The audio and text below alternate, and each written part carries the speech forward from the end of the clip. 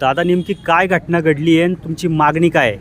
आमचे चुलत बंधू आहे कैलास गुलाब पवार यांचा मांजरेवाडी येथे खून झालेला आहे. ते माझ्या स्वतःच्या सासूचं मयत झालं होतं. त्या मयतासाठी ते तिथं पाहुणे म्हणून नातेवाईक म्हणून सगळेजण आले होते. आमच्या रिवाजाप्रमाणे आम्ही हॉटेलमध्ये गेलो आणि चहा पाणी घेऊन परतत होतो.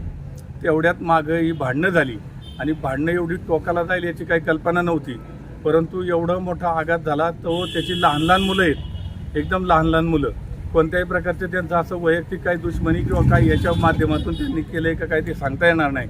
पण हे 100% आरोपी आहेत.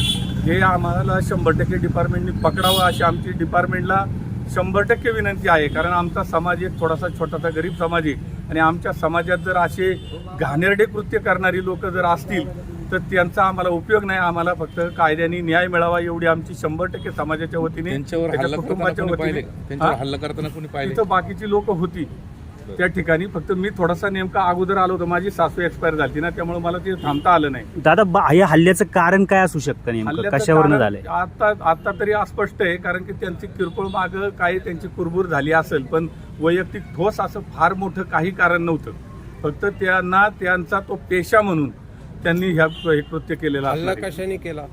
हल्ला आता इथं आल्यानंतर कळालं का ते चाकूनी त्याच्यावर हल्ला झालेला आहे.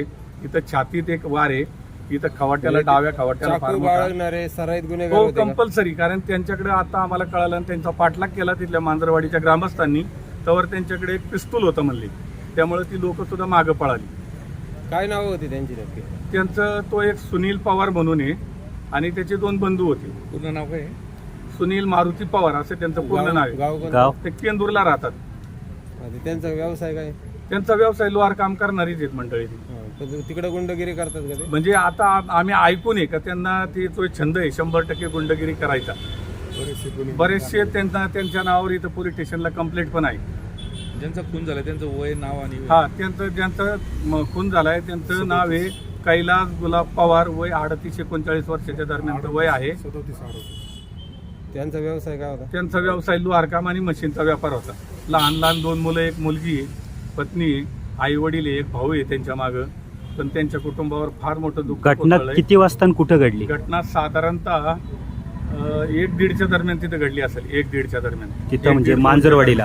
हो. मांजरवाडीमध्ये स्मशानभूमी जवळ का? नाही, मांजरवाडीच्या स्मशानभूमीनंतर आम्ही त्या आजींचा अंत्यविधी करून हॉटेलवर गेलो होतो आमच्या रीतिरिवाजाप्रमाणे कोरा चहा घेण्यासाठी.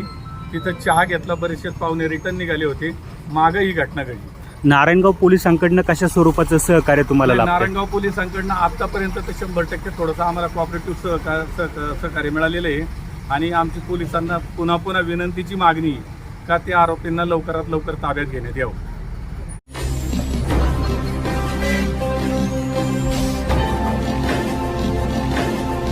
ताज्या घडामोडी आणि नवनवीन माहिती मिळवण्यासाठी समाज दर्पण या YouTube चॅनलला सबस्क्राईब करा आणि बेल आयकॉनवर क्लिक करा.